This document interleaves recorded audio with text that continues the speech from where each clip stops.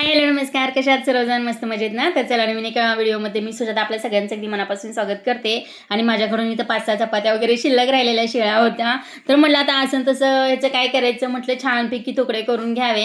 मग ते 5-6 चपात्या होत्या ना, ते अगदी मिक्सरमधून बारीक असं चुरून घेतलेलं त्याला. तर कधी नाही ते आज मी फ्लावर चिरायला बसले आणि शक्यतो मी फ्लावर कधी चिरत नाही. अर्चनाचं काम असते आणि मी फ्लावर वगैरे चिरायचं, कारण मला आळीची फार भीती वाटते. आणि फ्लावर वगैरे घेतला जवळ आणि बघितलं बाबा ह्याच्यामध्ये काय आहे का वगैरे, तर बघितलं तर त्याच्यात काळ्या कलरची आळी होती. इतकी घाबरली ना मी, भरपूर तो फ्लावर असाच फेकून दिला, तरी सुद्धा ती आळी काही बाहेर पडली नाही. तर आमच्या घरात सगळ्यांनाच माहिती झालं, एक वेळेस ही सापाला घाबरणार नाही पण आळी दिसली की खूप घाबरते. आणि तसंच आहे, मला खूप आळीची भीती वाटते.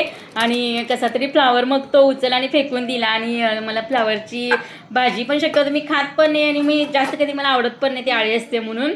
पण डब्याला वगैरे होता, म्हणलं थोडंसं चिरून वगैरे ठेवूया. आणि थोडा कोबी मंचुरीचा मसाला वगैरे आणलेला ना, तर ते पण थोडंसं लावून मुलांना गरम गरम करून देऊया असं म्हटलेलं. पण ते बघूनच भीती वाटायला लागलेली. नंतर बटाटा वगैरे थोडासा चिरला, फ्लावर सगळा ठेवून दिला. आणि जो काही मसाला आहे ना, तर तो थोडासा लावून वगैरे त्याला पाण्याचा हात लावून चांगलं कोटिंग करून घेतलं त्याला. थोडंसं ते हे अजून घालायला पाहिजे तुला.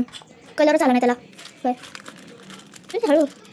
तरी ते बटाटा आणि फ्लावर मिक्स करून अगदी गरम पाण्यामध्ये मिठाच्या पाण्यामध्ये धुवून वगैरे सगळं घेतलं. ते आळी असल्यामुळे खूप भीती वाटत होती. आणि त्याच्यानंतर मसाला आहे ना, तर ते सांगत होती स्वरा जास्त लागलेला नाही, कमी लागलाय, तिला अजून थोडासा घाल वगैरे. तर ती मला इथं शिकवत होती आज. आणि थोडंसं पाणी एक्स्ट्रा झाल्यामुळे मसाला खालच्या साईडला गेला. आणि नंतर मग थोडासा आणि मसाला वगैरे घातला आणि केलं तर छान झालेलं. पण बाहेरच्यासारखं, बाहेर कसं देतात ना प्रदर्शनमध्ये वगैरे असतं की गरम गरम केले की देतात टेस्ट बघायला, त्यामध्ये एकदम भारी वाटत असतं.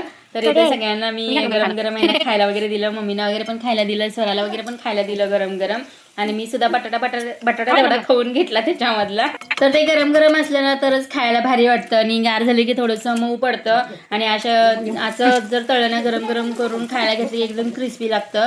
तर छान झालं होतं टेस्टला. बटाटा आणि फ्लावर दोन्ही इथं केलेले आहे. तर चपात्या लागल्या तर करायच्या म्हणून कणिक वगैरे सुद्धा मळून ठेवली होती. आणि तुकडे होते ना तर ते सुद्धा करायचे होते. आणि हे बटाटा आणि फ्लावरची भजी खाऊनच जवळजवळ जरा जरा पोट भरलेलं, त्यामुळे तुकडे वगैरे तेवढंच केलं. आणि जे काही आपली कणिक वगैरे मळलेली होती ना, तर ती ठेवून घेतली. आणि त्या कढईमध्ये सगळं तेल वगैरे साईडला काढलं आणि त्या कढईमध्येच परत फोडणी दिली, कारण गरम तेलाची कढई होती ना. आणि मग पटकन भाजलं जातं ते. चपातीचे तुकडे वगैरे दुसरे ठेवा वगैरे गरम करा, त्यामुळे वेळ जातो. त्यामुळे सगळं तेल वगैरे काढून घेतलं. आणि त्याच्यामध्ये फक्त कांदा, मिरची, कढीपत्ता पण संध्याकाळी झालं होतं त्यामुळे आणलेलं नाही, कोथिंबीर एवढं घालून आहे ना तर छान लागतं, एकदम भारी टेस्टला लागतं. मीठ वगैरे घालायचं, थोडंसं कोथिंबीर घालायची. आणि चांगलं भाजत आलं ना तर त्याच्यामध्ये तूप वगैरे घालायचं. तुपाने सुद्धा एकदम छान आणि मऊ होतात. तर अशी काही आमचा संध्याकाळी जेवणाचा बेत होता. तर हा होता आजचा व्हिडिओ. कसा वाटला नक्कीच कमेंटमध्ये सांगा. भेटू नेक्स्ट व्हिडिओमध्ये. बाय.